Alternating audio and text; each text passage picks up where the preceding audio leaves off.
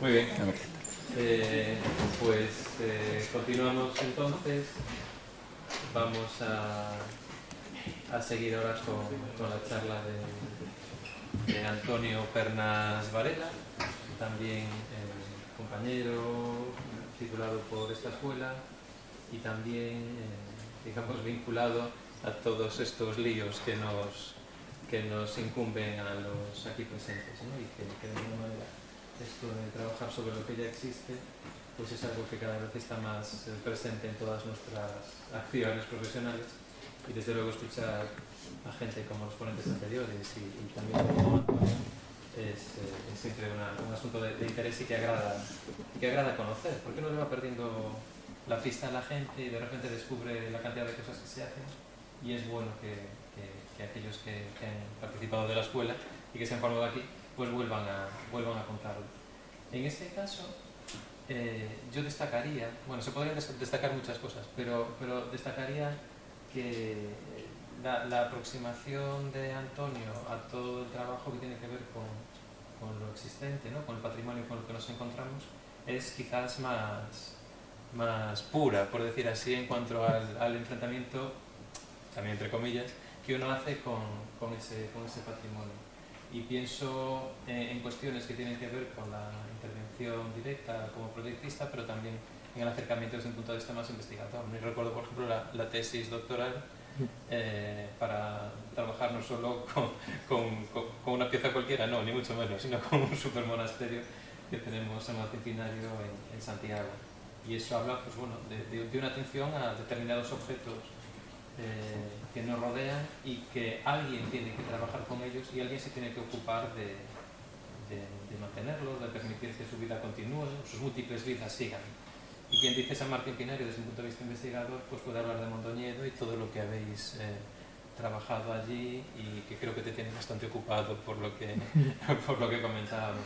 Y en ese sentido creo que su visión de las cosas, su aproximación a cómo trabajar en todos estos asuntos, pues puede ser y debe ser, y creo que así será, de gran interés para todos nosotros. Además, por supuesto, destacar pues, que conforme uno va avanzando en el tiempo también va acumulando muchos premios y muchos reconocimientos, y que cuando uno busca o piensa en imágenes le surgen un montón de ellas que tienen que ver con vuestro trabajo y de cómo se esfuerzo en el día a día, y eso de picar piedra que siempre decimos para tirar para adelante. No quito más tiempo, que si no me enrollo y me dejo que nos cuentes. Gracias. Nada, muchas gracias, Enrique, muchas gracias a la escuela. Para mí, bueno, casi doy las gracias, pero muy sentidamente, porque para mí también es muy gratificante volver a la escuela, que forma una parte muy importante de mi vida. Aquí hasta conocí a mi mujer, o sea que es un sitio bueno, al que le gusta venir a uno. Ahora ya llevaba bastante tiempo sin venir y bueno, yo tenía un poco, con la llamada de Enrique, pues pensaba que era la charla esta para el máster, o sea, reducida al máster, y veo que aquí pues estáis pues estudiantes de todos los cursos. Pero bueno, también lo que pensé, como era como una especie de charlas de inauguración o de principio de curso, lo que pensé pues es en ponerla un poco, mirar para atrás yo a lo que había hecho, buscar obras desde las más antiguas y ver a ver por qué acabé yo cayendo pues en intervención de monumentos o cosas que uno no se espera, ¿no? Porque realmente el estudio uno lo tiene abierto pues con las puertas abiertísimas para todo cuanto proyecto caiga allí, ¿no? Que no tiene por qué ser específicamente de esto, ¿no? Y también, pues a lo largo de este tiempo, pues también hice proyectos pues, de lo más variado. Pero sí que es verdad pues, que por lo que fuese, pues sí que tengo bastantes obras en estas intervenciones de rehabilitación y restauración, que pongo aquí un poco. Entonces, bueno, tengo muchas diapositivas, entonces las voy a pasar muy rápido para que parezca una película. Bueno, aquí si lo conocéis, Santo dos Croques, ¿no? del Pórtico de la Gloria, esto nos dicen que es el maestro Mateo, que se inmortalizó en piedra dentro de su propia obra, ¿no? Yo esto recuerdo de pequeño, ¿no? Ir a la catedral y aquí veis abajo, ¿no? Como la mano de los peregrinos impreso en la columna que está detrás del maestro Mateo, ¿no? Y recuerdo la impresión que me causó, siendo yo un niño pequeñito, ¿no? Ver, o sea, que se pudiese hacer un agujero en la piedra de poner tantas manos, ¿no? Luego dabas la vuelta y te dabas un croque con el santo este que te transmitía el conocimiento, ¿no? O sea, el arquitecto, ¿no? el maestro Mateo, pues con el croque, ¡pam!, te daba un poquito de su sabiduría. Ahora, con esta reciente intervención del Pórtico de la Gloria, donde se gastan ingentes cantidades de dinero y se hace un trabajo espectacular, ¿no? Esto ya no se puede hacer, ¿no? Esto del patrimonio, ¿no? Para cuidar el patrimonio, pues ya no hay croques, ¿no? Entonces, sabéis que esto hay el patrimonio material, ¿no? Pero es que ahora también hay el etnográfico y hay el inmaterial que son pues hasta sentimientos que tiene uno, ¿no? Y que tiene pues entonces aquí el inmaterial queda sacrificado, ¿no? En favor del material. Bueno, este rollo viene un poco a cuenta de que en esto del patrimonio vais a tener que discutir, ¿no? E incluso el que no quiera dedicarse al patrimonio, porque ya veréis que ahora los catálogos de los ayuntamientos son cada vez más grandes, se catalogan más edificios y aunque tu edificio no esté catalogado, a lo mejor tienes cerca uno y tienes que discutir, ¿no? Hay que discutir y hay que estar bien armado intelectualmente, ¿no? Pues para poder dialogar con las administraciones y llevar a buen puerto pues lo que uno quiere hacer, ¿no? Bueno, entonces vamos allí a 1999, que es un poco después de que yo terminase la carrera, y bueno, pues fue el primer proyecto que hice de rehabilitación, ¿no? De esta vivienda, ¿no? Una vivienda pues de cierta nobleza allí en Ferrol y que se quería convertir en un restaurante y vivienda. Bueno, estos son los planos de estado actual que levantamos en aquel momento. Entonces, bueno, ahí se ve pues la vivienda original y que eso pues sufrió unos añadidos con el paso del tiempo, un poco con materiales de peor calidad, etcétera, ¿no? Este es el proyecto se ve un poquito mal la diapositiva porque no supe configurarlo mejor. Pero bueno, en líneas generales el proyecto tenía en la parte... ¿Se ve el cursor? Sí. En la parte de la carretera, ¿no? Pues en esta zona, desarrollado en 2 plantas, pues la parte del restaurante. En esta zona se construía un nuevo volumen de cocina, un nuevo volumen de cocina que tenía también un sótano, ¿no? Y en la planta primera y bajo cubierta, pues se hacía en la parte trasera, dando al jardín de la vivienda, pues se construía la vivienda. Bueno, estos son un poco los alzados. En la zona de la cocina, como eso pues tenía pues una campana ya la propia cocina, pues se hacía esta forma un poco de lareira, ¿no?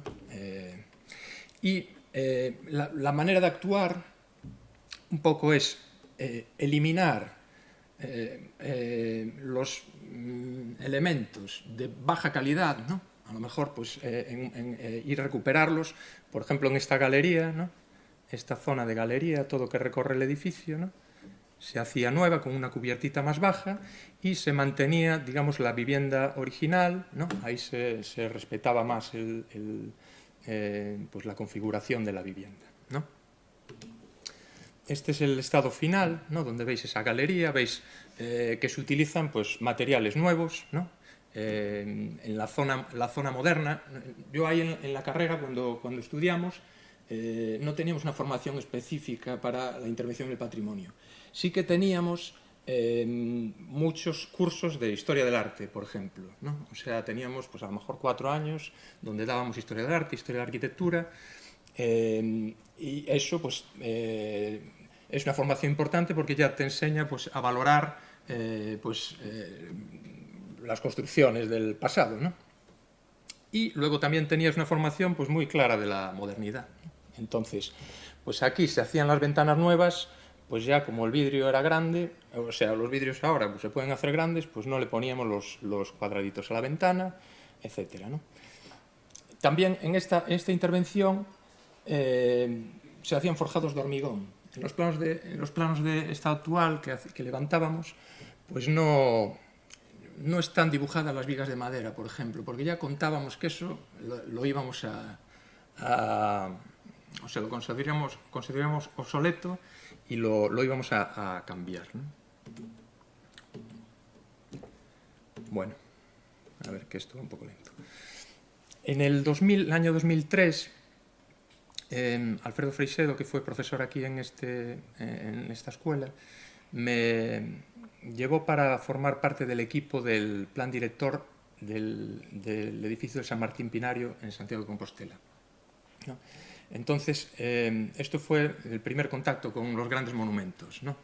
Entonces esto me llevó pues prácticamente a estar visitando ese edificio, casi viviendo, pues durante dos o 3 años a lo mejor, ¿no?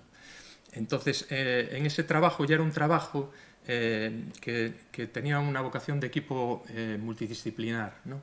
Por ejemplo, los levantamientos de planos de todos el edificio los hacía la Escuela de Arquitectura. Se trabajaba con historiadores, ¿no? Que hacían toda una memoria histórica del edificio.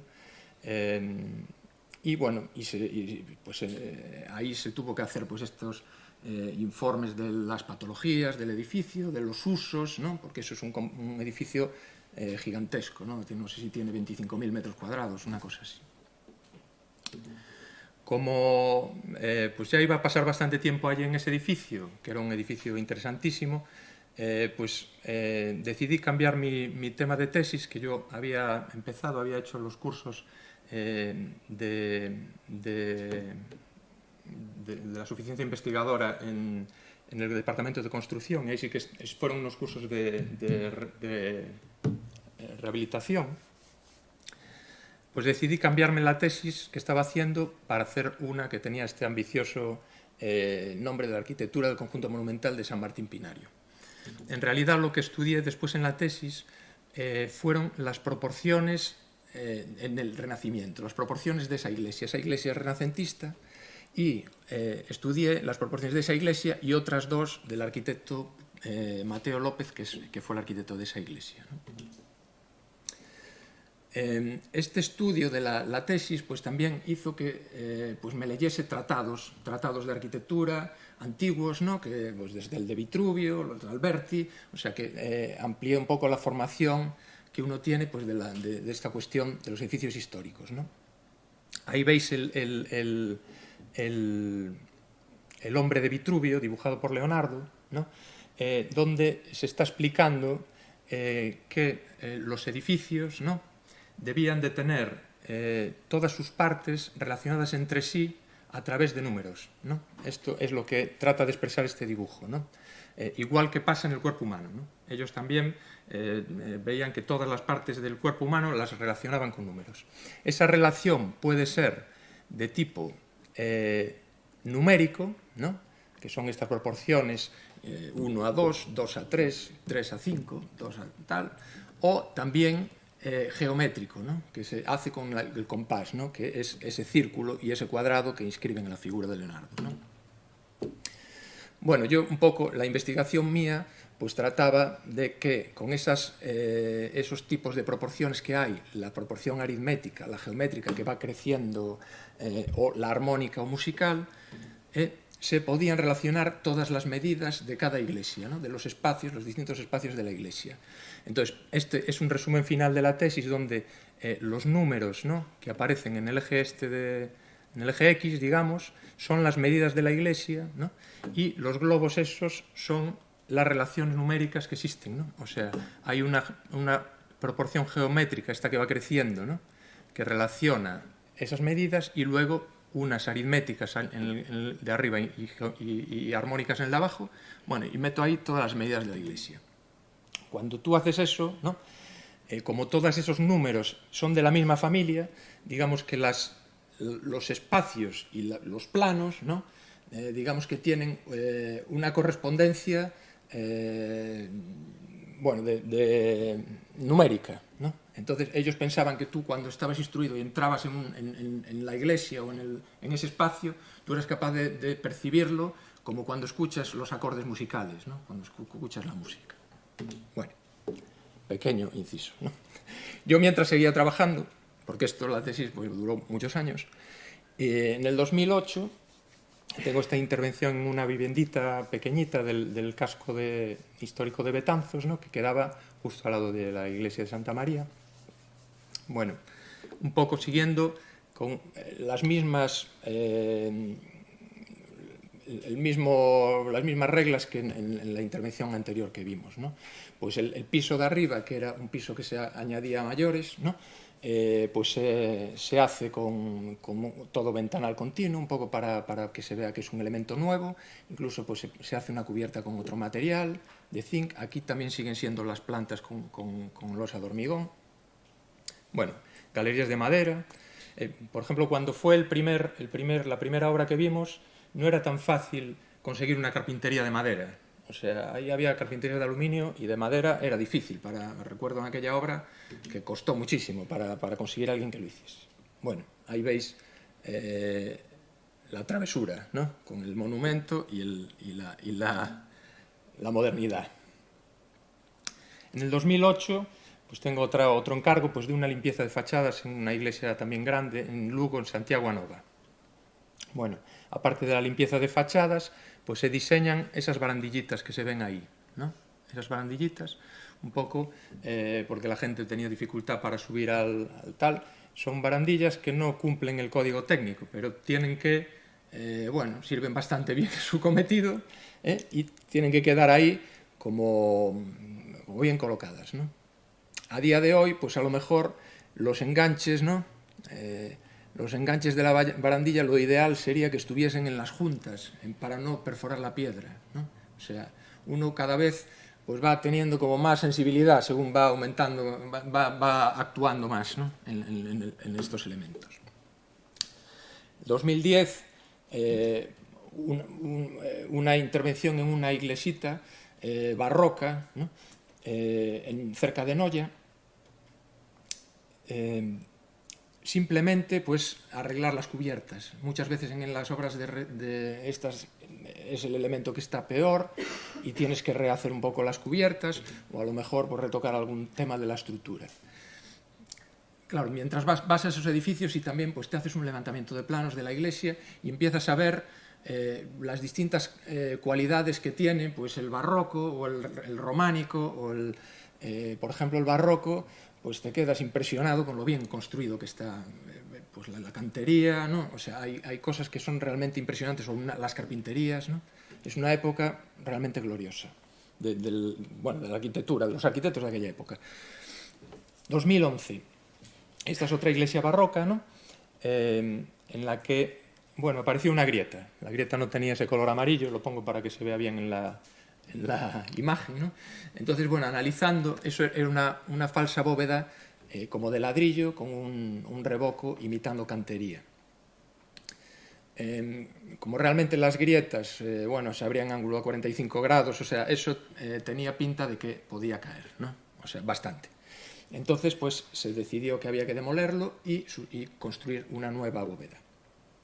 Entonces, ahí se propuso hacer una bóveda nueva de madera, de construcción prefabricada. Eso tiene que ir a una comisión de patrimonio y lo tienen que aceptar, ¿no? Entonces, aquí veis un poco el sistema de la bóveda, que son con elementos también que te ofrece pues, la tecnología actual, ¿no? Pues en aquel momento pues, había la madera laminada con las vigas curvas, ¿no? También unos tableros que son ya no me acuerdo el nombre, contralaminados, no, contralaminado no es otro nombre, bueno, que son como un tablero contrachapado, pero todas las vetas están en la misma dirección de la madera, entonces eso se curva y adapta esta forma. Entonces esto era un sistema pues, que se pensó así para que fuese prefabricado. Veis arriba esa cercha que es nueva, hecha desde el interior, porque no se quiso tocar la cubierta, ¿no? Entonces se arreglaron las cerchas, que es lo que estaba rompiendo la bóveda que había. Estaban las termitas, se comieron un trozo así de madera, ¿no?, de cada cercha, o sea, una cosa impresionante, y estaban apoyadas en la bóveda y estaban provocando pues la rotura de la misma. Bueno, ahí veis el sistema. Esto realmente se construye en un día. Una vez que tú tienes ese diseño prefabricado, ¿no?, llegan allí los carpinteros y realmente los medios de seguridad de construir la plataforma para trabajar allí en condiciones tal, eso es más laborioso que no el hecho de construir la bóveda, ¿no? Esta es la foto que eligió Enrique para poner en la presentación y está muy bien elegida porque la hice yo y me quedó muy bien. Bueno, en el año 2016 doy aquí un pequeño salto en el tiempo. Como realmente en la otra bóveda, ahora los arquitectos no somos conocidos, ¿no? Entonces tú te puedes infiltrar allí en la gente. Cuando es la inauguración, ¿no?, te metes allí y ves a ver lo que dicen, ¿no? Y en la otra bóveda, pues la gente de los parroquianos, que al final eran los que pagaban la obra, pues estaban contentos, ¿no? Ellos estaban de inicio reticentes porque tenían que pagar, tal, a ver lo que hacen aquí, pero luego te metías allí y estaban contentos. Entonces, en el 2016, que me surgió un encargo parecido, también en una iglesia donde esto es una estructura de hormigón, imitación madera, ¿no? Y ellos querían mejorar este coro, que era muy bajo, pues las carpinterías, puertas, querían hacer traslados de elementos, ¿no?, de la pila bautismal, una intervención así, y se probó la misma solución, ¿no? Esto eran dos iglesias, ¿no? Eran dos iglesias. En una, Patrimonio aceptó, ¿no?, la propuesta, digamos, con la construcción similar, esta que se ve aquí, a ver si pasa. Bueno, con esta bóveda, igual que la anterior, pero en la otra no. Por ejemplo, en la otra informaban distintas delegaciones, ¿no?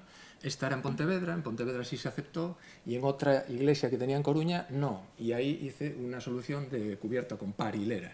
O sea, que no siempre puedes hacer lo que quieres y tienes que estar negociando, bueno, pues preguntando y muchas veces pues haciendo una solución que llega de consenso, ¿no?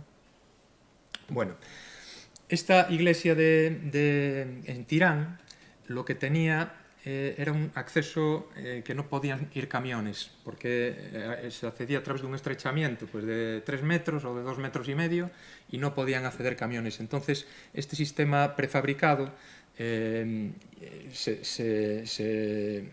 digamos que se modificó un poco también para que apoyasen los pares encima de la bóveda, ¿no?, y así construirla con materiales muy ligeros. Este es el sitio, que es impresionante en la ría de Vigo. Y este es el acabado. Aquí, pues como pues, la iglesia es románica, pues el dintel, pues este pues es más tosco, ¿no? Y el otro pues era un dintel pintado, un durmiente, vamos, pintado en la cornisa esta, pintado en blanco. Aquí se ve el traslado, se traslada la pila bautismal a la zona del altar y la escalera que estaba en la izquierda se coloca en la peana que tenía la pila, ¿no? La escalera se construye nueva y el coro también se eleva a la altura del coro. Ahí, pues bueno, pues tienes ahí tu oportunidad para lucirte con el detalle constructivo y tal, que perdón. La escalera también sube arriba para hacer el mantenimiento del campanario. O en las carpinterías, pues que también pues, diseñas el portón. Bueno, son estas cositas pequeñas porque tú estás en elementos patrimoniales que también las tienen así, pues un capitel, ese capitel, ¿no?, que se veía aquí, ¿no?, pues esta cosa tan bonita, pues tú también tienes que intentar, en la medida de lo posible, y también sabiendo que es una época diferente, pues intentar contribuir a que los elementos pues, estén tan cuidados como los que se hicieron originalmente. Bueno, 2014. Esto es la muralla de Lugo, ¿no?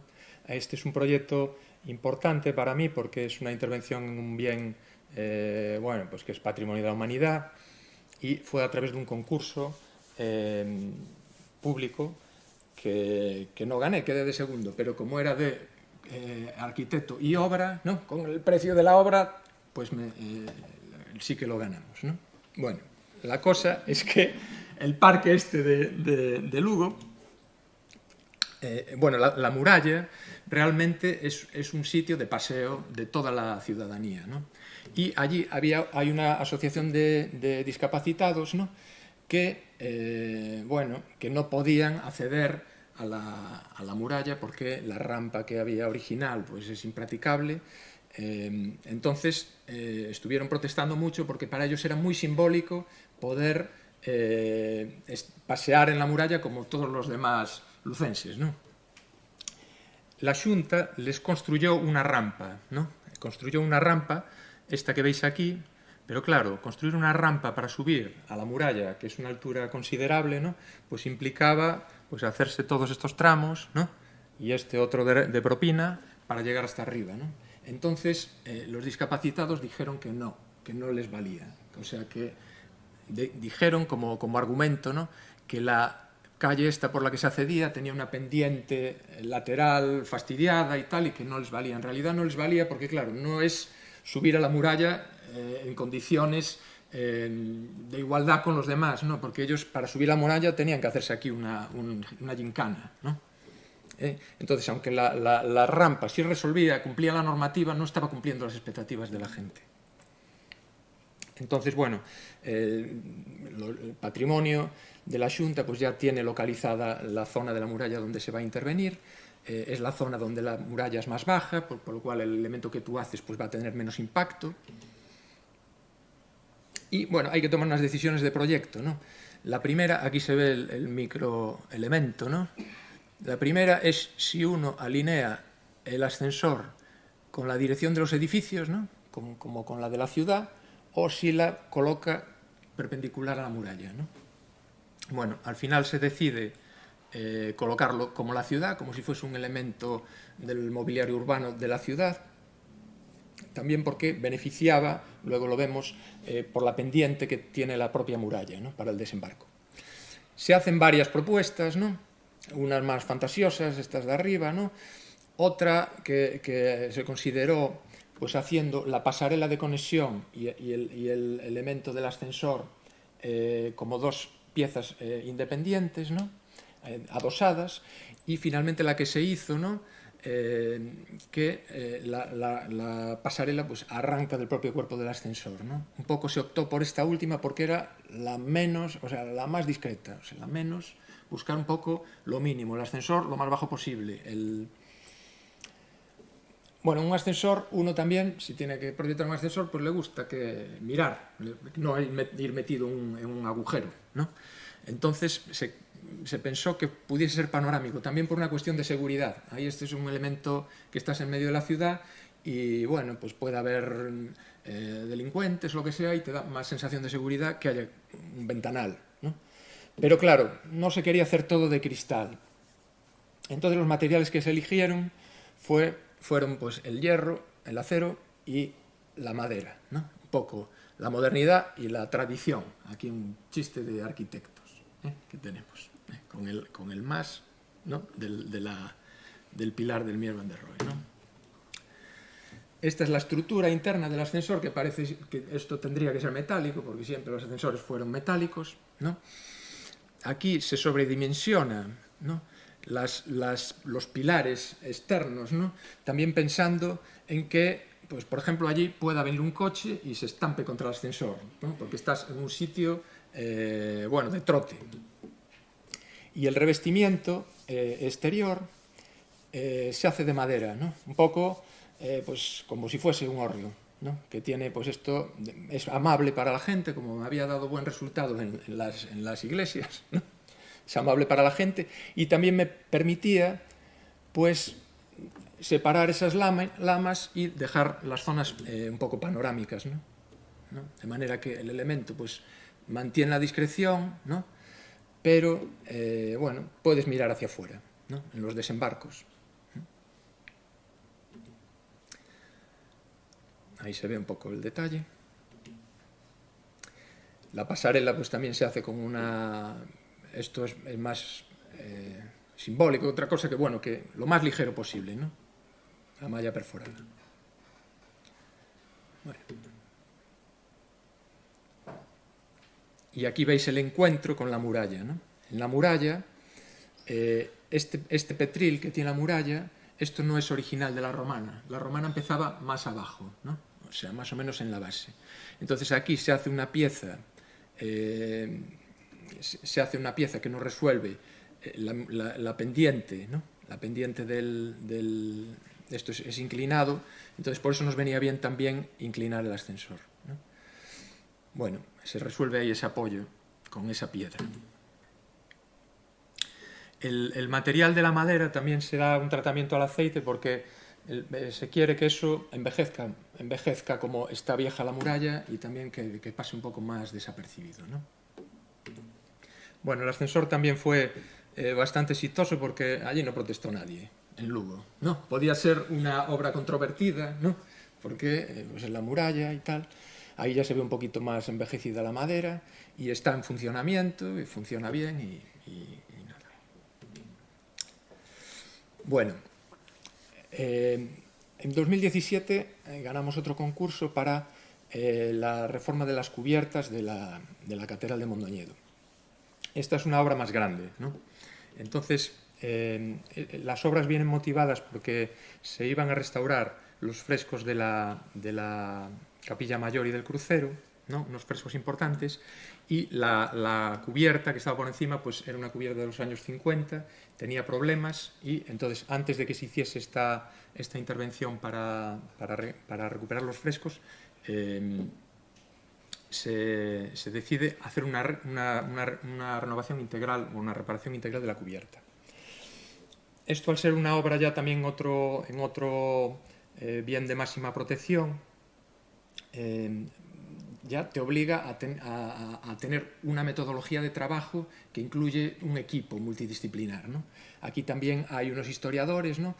Con los historiadores, por ejemplo, se estudia cómo fue la evolución de las cubiertas hasta llegar a la situación definitiva, ¿no? Por las cubiertas, digamos, eso al principio, pues las naves laterales tienen unas cubiertas más bajitas, pero poco a poco esos espacios se van subiendo hasta que al final toda la estructura románica queda tapada debajo de la cubierta. Tienes también unos topógrafos, ¿no? Para hacer unos levantamientos pues bastante exhaustivos, pues con técnicas pues, en aquel momento pues eran las últimas de la fotogrametría, estas cosas. Tienes que analizar los proyectos antiguos, todos que hay hechos en ese edificio, ¿no? Estos son unos planos de Pons Sorolla, que fue el arquitecto que hizo pues, la intervención así general de la catedral en los años 50. Haces un trabajo de campo, de estar allí estudiándote el edificio, ¿no? Pues la estructura, todas las patologías que hay. Por ejemplo, Pons Sorolla lo que construyó en su momento fue, encima de la estructura de madera que había, hizo un forjadito de ladrillo, mortero armado, ladrillo, mortero y la pizarra, ¿no? Entonces esto pues duró pues esos 50 o 60 años, pero ahora pues ya daba problemas y también daba problemas pues con el sobrepeso en algunos sitios. Bueno, se decidió sustituirlo. Estas son las estructuras que había de roble ahí en la catedral. Se hacen fichas, ¿no? Con los problemas de cada uno, etc. Entonces, en el proyecto pues hay como tres grandes decisiones que tienes que tomar. La primera es si el volumen existente, ¿no? Ese volumen que tapa la iglesia, pues si eso se va a permanecer así, se considera consolidado o no, ¿no? Bueno, en principio se estudia la cosa y se piensa que sí, que está bien así, que eso pues ya tiene una motivación histórica y ya está. Entonces, eso no quiere decir que la cubierta que tú haces sea exactamente igual que la otra, porque con el replanteo pues nos vamos a encontrar pues, que hay a lo mejor sitios pues, donde hay diferencias de 60 centímetros o irregularidades en la planidad de las cubiertas, ¿no? Entonces, tú para colocar la pizarra es muy importante que el faldón esté lo más plano posible, ¿no? Para facilitar la colocación. Bueno,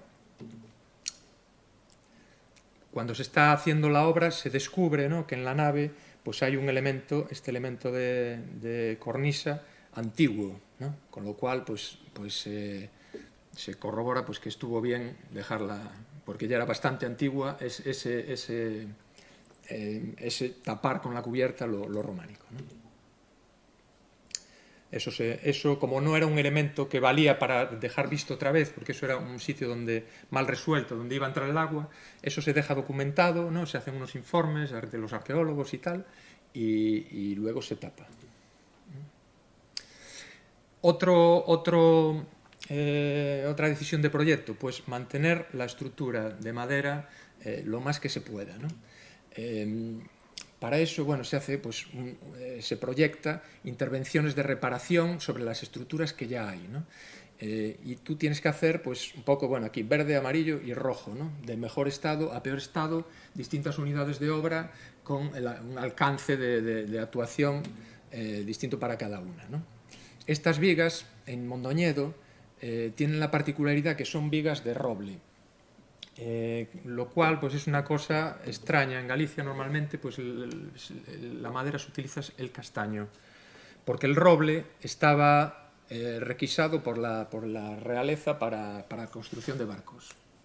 Entonces aquí el obispado debía de tener sus propias dehesas y obtendría un permiso para construirlo en roble, ¿no?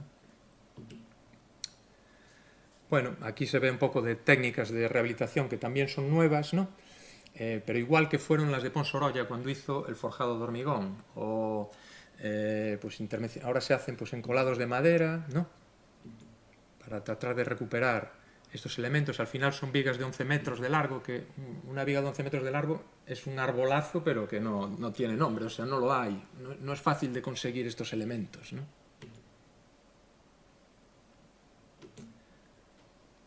Otro sistema con prótesis beta, ¿no? Entonces, pues en estas obras tú ensayas con estos modelos que hay. Cuando la obra tiene una dimensión grande, también es más fácil fallar, porque, claro, te equivocas en una y te equivocas 30 veces o 40 veces, ¿no? Tiene esta dificultad, ¿no? También a veces lo que tú prescribes en proyecto y lo que luego llega a la obra pues es distinto porque es imposible, ¿no? A veces, pues, por ejemplo, te viene la madera verde porque no... Bueno, hay vigas también que se sustituyen nuevas enteras. Ahí veis el tamaño de una viga, estas de las pequeñas, ¿no? Entonces, ahora imaginaos un árbol recto de ese tamaño, ¿no? Esta pues tiene 7 metros, pero hay vigas de 11, ¿no? Se hicieron 3 tirantes nuevos, ¿no? Que hubo que ir a cortar el árbol.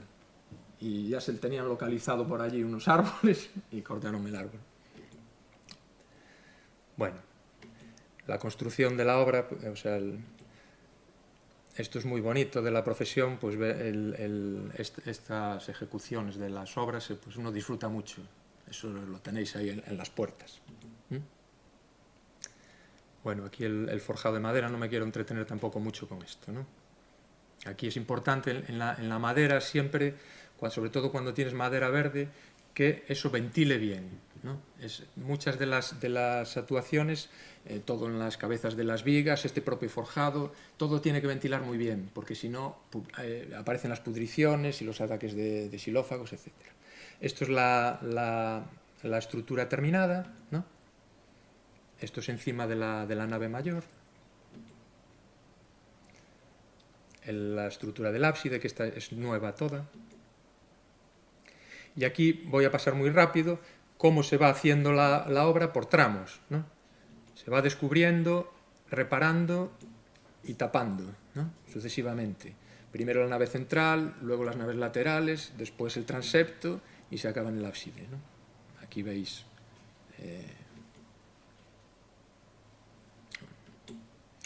Vale, y la última actuación del proyecto un poco fue los lucernarios, ¿no? Estos lucernarios los proyectó José Manuel Casabella, también profesor aquí en la escuela. en su momento pues pusieron unas Velux que lo que hacen es dar una luz a los ventanales que tenía la nave, una luz indirecta, ¿no?, desde la cubierta nueva, ¿no? Entonces, lo que se consideró es que estaba bien que hubiese esta luz, ¿no? O sea, ahí había dudas porque los lucernarios es un elemento que puede dar problemas de entrada de humedad, ¿no? De hecho, las daban y, bueno, pues había pues, cierta controversia, pero se consideró que era importante, ¿no? Yo incluso recuerdo haber llamado a José Manuel y preguntarle, ¿no? Oye, pues esto cómo lo veías, cómo era antes, tal, y él me decía, dales luz, y tal, ¿no? O sea, y tenía razón, totalmente, ¿no? Bueno, ahí esas carpinterías se hacen de cedro, que es una madera un poco más de mejor comportamiento, menos nerviosa. Todos los remates son en cobre porque ya estaban así como criterio general en Mondoñedo. Este es el detalle constructivo, ¿no? Un poco donde se deja esta junta, ¿no?, de separación entre la estructura un poco más de obra, de carpintería de obra, y el lucernario pues un poco más delicado. Estos son los lucernarios terminados. Aquí había uno, ¿no?, que es más grande, lo veréis porque era un cañón de luz, que era esto, era un cañón de luz que ya estaba proyectado desde antiguo, ¿no? Esto en el proyecto, pues por ejemplo, estos proyectos tienen la dificultad de que tienes 3 meses para hacerlos. O sea, tú ganas un concurso y tienes que hacer un proyecto de una catedral en 3 meses y te sale regular, ¿no? Entonces, en el proyecto esto lo quitábamos, pero luego en la obra tienes otros 6 meses, que tampoco es mucho tiempo, pues para intentar corregir un poquito, ¿no? Entonces esto se decidió mantener porque daba muy buena luz, lo que se hizo fue recuperarlo, encalarlo y también hacerle una puerta, porque antes no tenía acceso, ¿no? Hacer una puerta pues para el mantenimiento de la ventana, etc. Y también para dar luz pues aquí a un desembarco de una escalera que había. Estas son las estructuras acabadas, ¿no?, donde un poco conviven elementos antiguos y elementos nuevos, ¿no? Ahí lo veis, ¿no? Se van sustituyendo un poco según el estado del... Y veis los lucernarios que, bueno, se dignificaron pues esos lucernarios de las Velux, pues se hizo un diseño pues más... aquí veis que la luz efectivamente entra, ¿no? O sea, esta es la luz de los lucernarios, con lo cual, pues bueno, también... Y esto es la obra terminada. Bueno, ya estamos terminando, ¿eh? Vale, 2020, otra obra en San Esteban de Ribas de Sil, son unas obras menores en la iglesia de San Esteban. Unas obras que tienen que ver con entrada de agua en el muro de la iglesia. Eso está en una ladera con mucha pendiente, ¿no? Y realmente este muro, toda la iglesia, tenía unos problemas muy grandes. Entonces ahí se gastan toda la pólvora, ¿no? O sea, se hace un canalón que no tenía, ¿no?, con recogida de aguas. Se impermeabilizan los contrafuertes con plomo. En la base se rehace el muro de contención que había y se hace una acera un poco para que el agua que pueda caer ahí se conduce a un canal, ¿no?, que se hace aquí. Ese canal está hecho en la zapata, ¿no?, de manera que este muro, que es como de junta seca, el agua que filtra también este muro va corriendo también por este, ¿no?, de manera que es un drenaje que tú estás viendo cómo funciona, ¿no? Y luego debajo de todo esto pues hay otro drenaje más. Ya veremos a ver si funciona, ¿no? De inicio pues hay que esperar 1 año o 2 años para que eso funcione. Otros detallitos que pues para que puedas entrar en las bodas, ¿no?, y pasar este felpudo, ¿no?, pues se inventa esta alfombra de madera. Esta es la pared que estaba completamente verde, esto también se limpia. Las ventanas se hacen ventilaciones en las carpinterías, o sea, son todo obritas muy pequeñitas, ¿no? En la antesacristía, por ejemplo, aquí pues se hace un mobiliario moderno, ¿no? Aquí digamos que uno de los absidiolos, ¿no?, da este espacio, es un espacio de transición hacia la sacristía que está aquí detrás, y esto lo tenían como un almacén donde había pues desde escaleras, bombonas de butano y restos escultóricos que quedaban pues de otras zonas del monasterio y tal. Entonces lo que se pensó pues hacer como un semicírculo, ¿no?, igual que el ábside, enfrentado con él, y detrás de él, pues eso se cierra con una puerta corredera, y detrás de él se guardan pues el pequeño trastero y se exponen pues las esculturas que había allí. Eso está acabado el acero con un acabado pavonado, que es con una pintura de aceite y carbón, que es bonito porque hace ese reflejo. Bueno, esta es la sacristía, donde se restauran también pues la tarima, el retablo, el relicario ese que se ve allí. Bueno, y esto es una obra que estoy haciendo ahora, ¿no? Esto es aquí en La Coruña, en la plaza de Pontevedra, y es un proyecto de Faustino Domínguez Coumes Gai, que también lo recuerdo de la escuela, de estudiar. Teníamos un profesor, José Fernández, que nos daba la clase del siglo XIX, y este era la estrella, el Faustino Domínguez Coumes Gai, ¿no? Y bueno, también con el paso del tiempo tú te enfrentas al edificio de este hombre y dices, jolín, pues sí que era una estrella, porque ves realmente lo bien hecho que está esta arquitectura, ¿no? O sea, esto es el 1850, digamos que ahí es el final de una tradición. O sea, que ahí se construía con estructuras de madera los forjados, muros medianos de piedra, fachadas de piedra, y después de esto pues es la revolución industrial y empiezan a aparecer nuevas técnicas y cambia la manera de construir, ¿no? Realmente esta casa, que es una casa, bueno, que seguramente también está construida bueno, con dinero y con buenos materiales, uno cuando se mete ahí pues ve realmente lo bien ejecutado que está, ¿no? Yo cuando viene la constructora y te dice, bueno, vamos a endereitar estas paredes y tal, y yo le digo, cuidado, vamos a ver a qué altura nos vamos a quedar nosotros con este edificio que hay aquí, que va a ser más baja, ¿no? O sea, ya se ve. Bueno, la cosa es que este edificio tiene una protección estructural, que es una protección muy alta, pero contradictoriamente te dejan subir 2 plantas, ¿no? Entonces, esta es la sección del edificio original. Aquí en el levantamiento de planos, por ejemplo, con respecto a al primer proyecto que habíamos visto, pues se ve aquí que ya tengo dibujadas las vigas, tengo dibujado todo muy, pues hasta los balaustres y todo como muy exhaustivo, ¿no? A ver si pasa.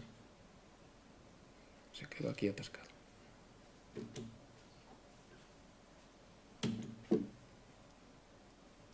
Es el ordenador, no soy yo.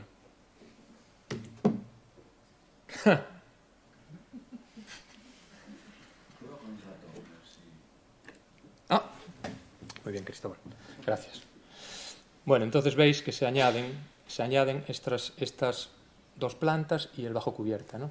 Entonces aquí, pues por ejemplo aquí en Coruña, pues también hay una comisión de patrimonio independiente que es del propio ayuntamiento. Entonces también hay que discutir con ellos, ¿no? Por ejemplo, yo aquí el planteamiento que hacía es la estructura del edificio está muy bien, entonces déjame coger la estructura de cubierta que hay ahora mismo en la planta cuarta, me la llevo y la rehago arriba, y así pues mantengo también eso, ¿no? Pero, ¿qué pasa? Que el pincho de la cubierta pues era más alto que lo que permitía el PEPRI, ¿no? Entonces, pues me dicen que no, ¿no? Pues no puede ser tal, porque sois unos especuladores y tal. Bueno, no me lo dijeron, pero yo creo que lo pensaban, ¿no? O sea, que la cuestión era, ¡guau!, es para hacer más grande la tal, ¿no? Entonces, pues la licencia tardas en conseguirla 2 años, ¿eh? No es una broma, ¿eh? 2 años peleándote para conseguirlo, ¿no? Entonces, al final, la normativa permitía construir una cubierta a 4 aguas, ¿no? De manera que esto es una parcela que tiene pues 25 metros de fondo, entonces tú dejas 2 canalones de 25 metros, ¿no?, encima de las 2 medianeras de los elementos que tú quieres proteger, ¿no?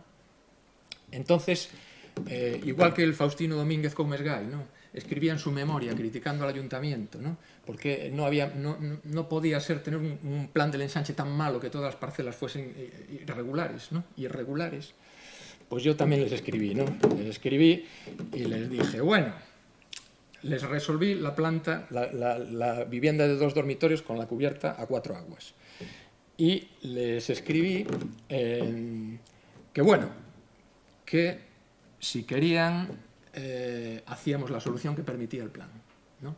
Pero que yo pensaba que un arquitecto tan bueno como el Faustino Domínguez no iba a hacer 2 canales de 25 metros, ¿no?, a los lados de la medianera, y que a lo mejor la cubierta que había hecho él estaba bien, ¿no? Y entonces, una vez llegamos ahí, lo aceptaron. O sea que un éxito. Bueno, aquí veis el interior de la vivienda y que con salvedades, ¿no?, pues se trata de intentar hacer lo menos el bestia posible, o sea, ir demoliendo selectivamente, quitar a lo mejor el barrotillo, ir como muy poquito a poco. Aquí hubo un momento en que, ya antes de que empezase la obra, se quitaron unos trozos de los artesonados, ¿no?, que bueno, ahora hay que reponerlos, ¿no? Ellos pensando que iba a ser más barato, pero yo les decía, no toquéis nada, que eso va a ser más caro hacerlo. Bueno, aquí veis el forjado, ¿no? Los pisos tienen esos 20 metros, pero realmente uno se coloca en el fondo y ve que están súper bien, todavía manteniendo muy buena planeidad, ¿no?, porque tiene una estructura estupenda, ¿no?, con vigas del Pinotea, ¿no?, con pontones cada 40 centímetros, o sea, es una construcción muy buena. Las carpinterías, esta es una prueba para la restauración, que son también de Pinotea, ¿no? Claro, el que promueve este edificio es un fondo de inversión. Entonces, el fondo de inversión, el patrimonio que más le interesa es el de sus inversores. Pero el del patrimonio otro, pues, bueno, les interesa, tampoco es que sean unos desalmados, pero digamos que seguramente este esfuerzo que se hace aquí abajo, y que también es gracias a que existe patrimonio, ¿no?, porque esto también hay que ser consciente. A lo mejor patrimonio te está molestando a ti, pues porque, bueno, yo quiero hacer esta cosa un poco más moderna y tal, no te dejo. Pero también hay otros casos donde pues realmente está haciendo una labor importantísima, ¿no?, para que no se pierdan a lo mejor cosas de un valor incalculable y que ya fueron muchas a la basura, ¿no? Entonces, bueno, aquí veis el taller, ¿no?, el taller que se van haciendo pruebas, muestras de lo que se puede, pues incluso si se puede recuperar los herrajes, porque también son materiales de muy buena calidad, ¿no? Entonces, pues se recuperan, ¿no? Las galerías, ¿no? Al principio el pintor, cuando llega allí, siempre te dice, bueno, es que esto no va a valer, esto no vale. Pero claro, luego lo ves allí y es una carpintería que tiene más de 150 años y que está perfecta. O sea, y ahora vamos a hacer 2 encima de esa, ¿no? Y a lo mejor, pues dentro de 20 años está perdida, ¿no? Esto sucede. Hay que intentar que no. Bueno, muestras de si hacemos el acabado mate o el satinado, ¿no? Ahí están los florones, ¿no?, esperando para volver a su sitio. Estos son florones que algunos de ellos están hechos in situ, ¿sabes? O sea que no son con molde. Bueno, aquí veis qué pasa, que aunque hagas la rehabilitación intentando pues conservar muchos, o los más que puedas, elementos de gran valor, también tienes que cumplir unas normativas, por ejemplo, pues la del fuego, ¿no? Entonces ahí pues hay que reforzar los pilares. Hay que reforzar los pilares para que tengan más sección y puedan, la acústica, ya me las voy a ver, para conseguir una solución acústica, ¿no?, porque se van a mantener las tarimas estas de Pinotea, por ejemplo, son tarimas que tienen 9 metros de largo cada pieza, 4 centímetros, ¿no?, o sea, son enteras, todo el ancho o sea, es una pasada, ¿no? Bueno, aquí el bajo cubierta, ¿no?, antes de desmontarse, se va desmontando poquito a poco. Aquí se saca, se enumera la estructura. Y esto ya es la cubierta en el piso de arriba, ¿no?, ya cuando se está montando. Ahí lo veis. Ahí con los números también. Bueno, y entonces para terminar aquí, estos dos hombres que están aquí es uno Viollet-le-Duc, el de la izquierda, y el John Ruskin, el de la derecha, ¿no? Entonces estos dos, también como el Faustino Domínguez Comesgay, ¿no?, de esa época, del siglo XIX, y entonces estos dos son los que están aquí en la brecha del patrimonio, ¿no?